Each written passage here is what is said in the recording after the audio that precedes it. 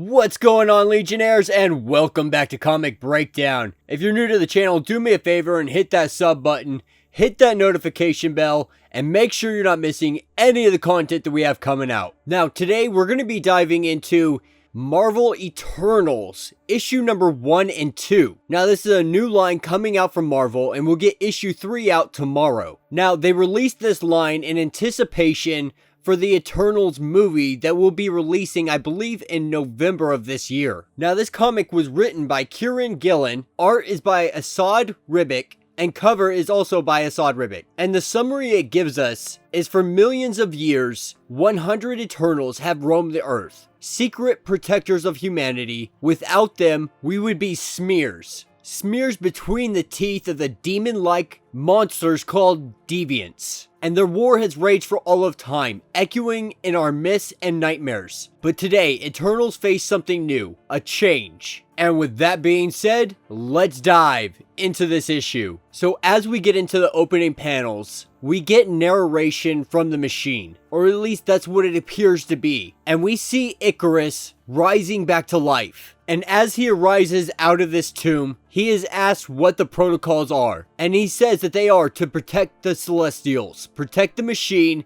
and correct excess deviation. Now, he remembers how he died. All the Eternals had died. The shame, the fire, and hands on each other's throats. He feels it, breathes it deeply, and lets it go. He aims himself at the task at hand, because he is what they refer to as the living arrow. He is eternal, and he has always been. And this is where we get an awesome shot of the exclusion, sealed between 6 artificial molecules secreted beneath the South Pole. And the system tells him that he needs to have more tests done on him, but he tells it no. And also tells it that it's more talkative than it usually is, which is correct. Something's wrong with it. But that's yet to be revealed on exactly what could be wrong with it. And this is when Ikaris asks who else is alive. And it informs Ikaris that everyone else is alive. He is the last to die, and he is the last to return. And this is when Zuras gets in communication with him, welcoming him back, letting him know that the Eternals are of one mind. And this is essentially a euphemism. And he's saying that the eternal political system has reached a decision, and that decision is made and is final. And the decision that they have made is to free her. And since he's at the exclusion point, he has the honors of doing so. And while he doesn't necessarily agree with doing this, he does what he is told to do. Because Zuras is the eternal prime. You know, in a long enough period of time,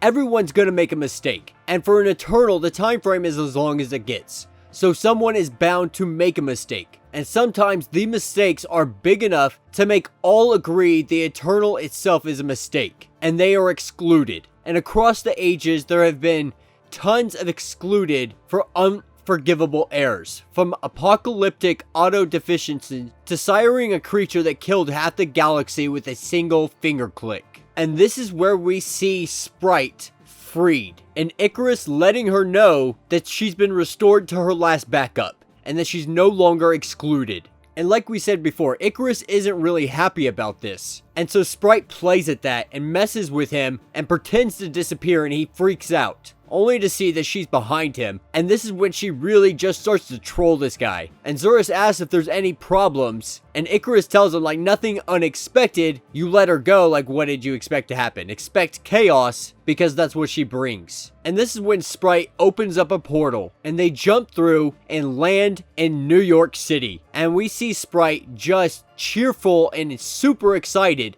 because the last time she saw humanity, they were literally apes. And so seeing what they become now and seeing everything around her is absolutely astounding to her. But then she asks, like, what did she do to become excluded? And Ikaris tells her that she grew bored of her station of the eternal child. And because of this, almost destroyed the machine in order to free herself from it. And while this conversation happens, we see the arrival of none other than Tony Stark, aka Iron Man. And Iron Man asks him, like, are you going to freak out again? because the last time he saw Ikaris, the Eternal was dying in a pile of bodies, because the Eternals had discovered that rather than the grand purpose that they felt in every cell, they were merely a lid for a petri dish. The Celestials had only cared for the humans, and their eons of sacrifice was for nothing. Their programming could not take this, and their society imploded in blood and death.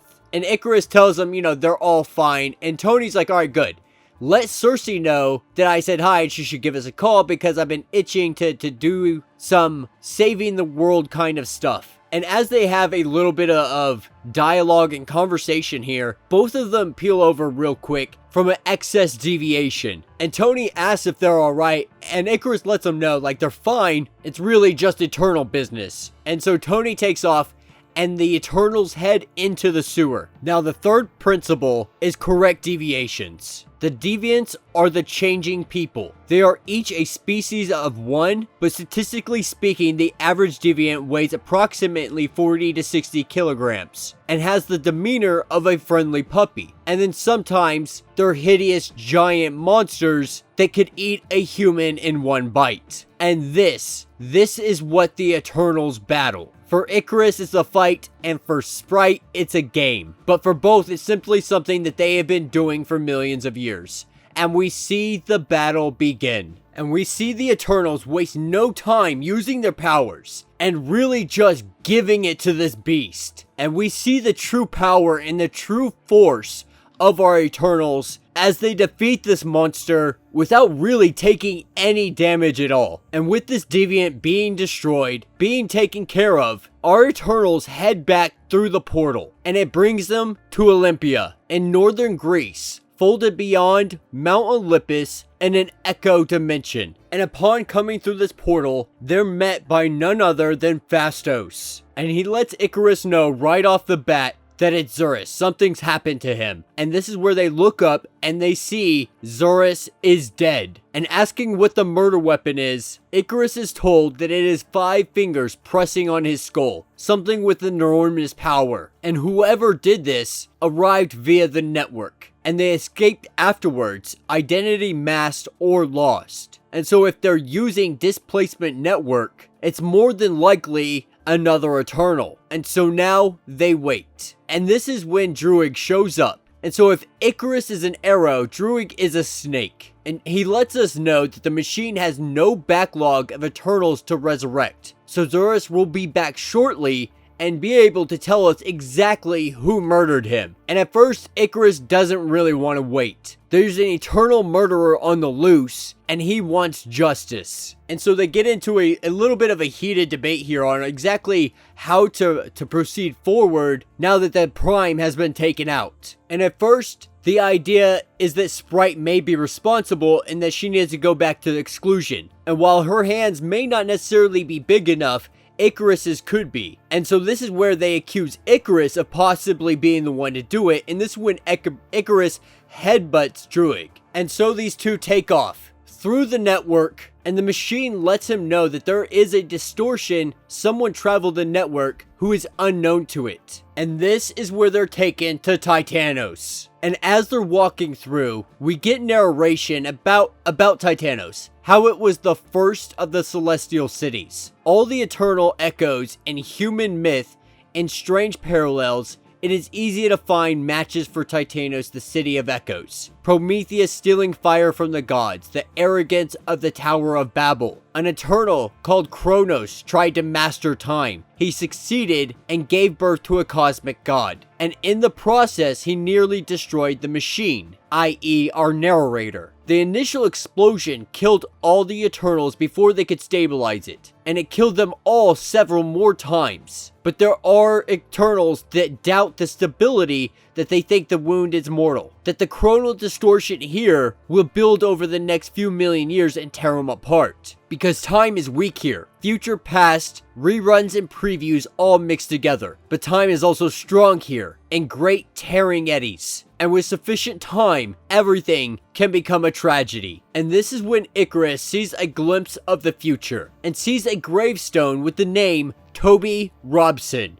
Died 13 years old, and apologizing, saying sorry he failed. Now this is an event that hasn't occurred yet, and he has no idea who this boy may be, but he vows that he is going to live. And this is when we hear a voice saying that that's more eternal blasphemy, an affront against the universe itself, and all that live must die. And this is when Ikaris turns around to see none other than Thanos himself. Irritated and sick and tired of seeing Ikaris alive yet again. And that will be the end of this issue. Now we're gonna jump into issue number 2. Now issue number 2 picks us up exactly where we left off, facing off with Thanos himself, the man who once wiped half the universe with simply clicking his fingertips. He is the shame of all the Eternals, blighted scion of their line. And Sprite, her immediate thoughts is, this is bad. This is like really bad.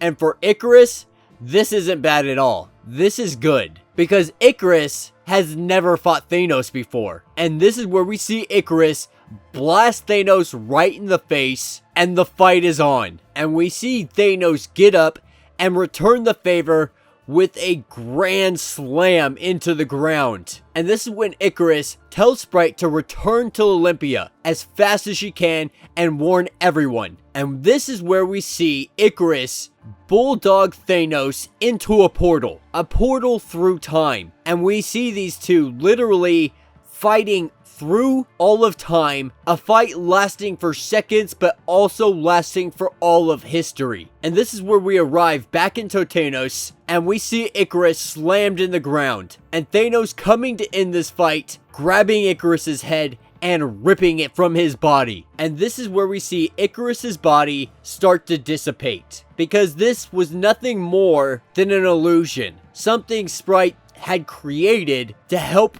get Ikaris away. And though Ikaris still wants to fight, Sprite tells Ikaris that they need to get back because no one is going to believe Sprite, and Ikaris needs to be there to prove exactly what is happening, that Thanos is here, Thanos is the one that killed Zuras, and they all need to prepare.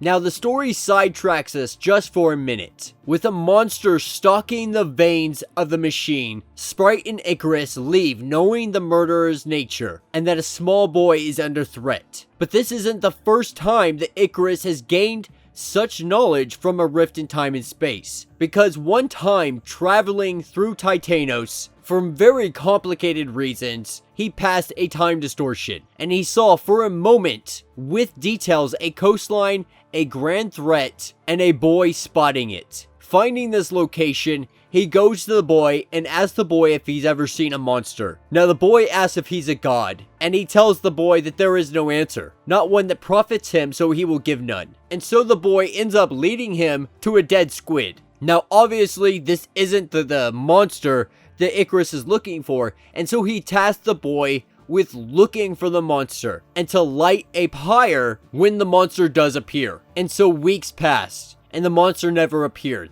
and the boy, he stayed dutiful. Years passed, he found a family, and yet there was never a monster. Eventually he was an old man, and the monster that was supposed to come never came. And he died on that beach. And he never once saw this monster. He never saw his maybe god again. And his children took the boy, that now man, now grandfather, and now dead, to the pyre he had guarded for so long and lit it. And this is when we see the return of Ikaris. And after many years, the grandchildren curse him, saying that this old man wasted his life waiting and watching for a monster he said would come that never came. And Ikaris apologizes, but lets them know that he cannot understand his error because he saw a scene and he imagined that it would come to be. But what he saw was wrong. That boy wasn't actually this grandfather, it was the boy's grandchild. And the monster appears right now out of the water. Now, getting back to our story, picking up on Olympus, Earth. Ikaris and Sprite have returned, bursting in and screaming, letting everyone know exactly what happened. Now, Druig, he immediately is in denial about this, and asks for some kind of proof. And this is where Ikaris says, I would expect the finger marks across my face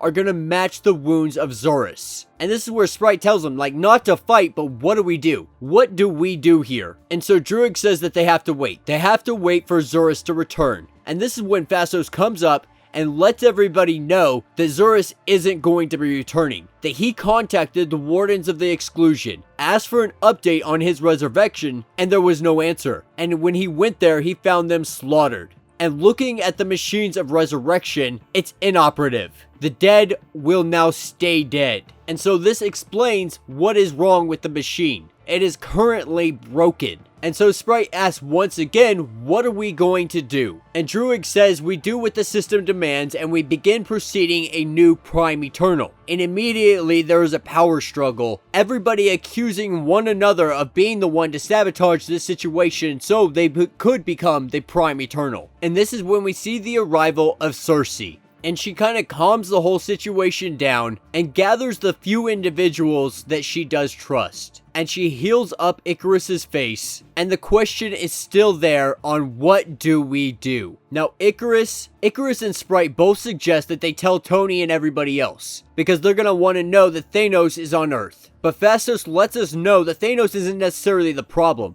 The problem is the disruption of part of the machine would mean disruption of it all. So if they can't get the machine reactivated, the Earth will be destroyed within the week. Or at least it'll be rendered uninhabitable for all of humanity. And this is when we hear a voice. The voice of Akingo. Now Cersei invited him here along just to be able to help in any capacity, because right now what they're dealing with requires kind of a many hands on deck as possible. Now, after much deliberation, they figure out that they have a traitor. Somebody is helping this along. And so they're going to task themselves with trying to find out exactly who this individual is and how all of this connects together and how they can fix and reactivate the machine. Now, Ikaris isn't one for detective work. And so he decides that he's gonna go do something else and lets everybody know to call him when it's time to break noses. And this is when he arrives in New York City at the house of Toby Robson. And Ikaris lets him know that he is of the Eternals and he is here to protect him and will lay down his life to do so. Now Robson thinks he is in a dream, but the more accurate word is nightmare. And that will be the end of this issue. So let me know what you guys think. So far, this seems like a lot of fun. I know some individuals have really been tired of seeing Thanos, but I do like seeing him when it's in the context of the Eternals. It's just a villain where he belongs. Now, I'm super excited. I don't know if they're going to do an adaptation of this comic or not, if they're going to do something completely different with the Eternals in the MCU. But by all accounts, it looks like the MCU will be following the direction of these comics. And so that's really exciting to even be getting some kind of glimpses of the direction that they're going to be heading. Now, this comic itself is really freaking awesome. The artwork isn't the best artwork I've seen, but for an Eternals comic, I think the artwork suits it just perfectly. But yeah, let me know what you guys think down in the comments. If you have not yet, please do me a favor, subscribe to this channel, like this video, and until the next issue,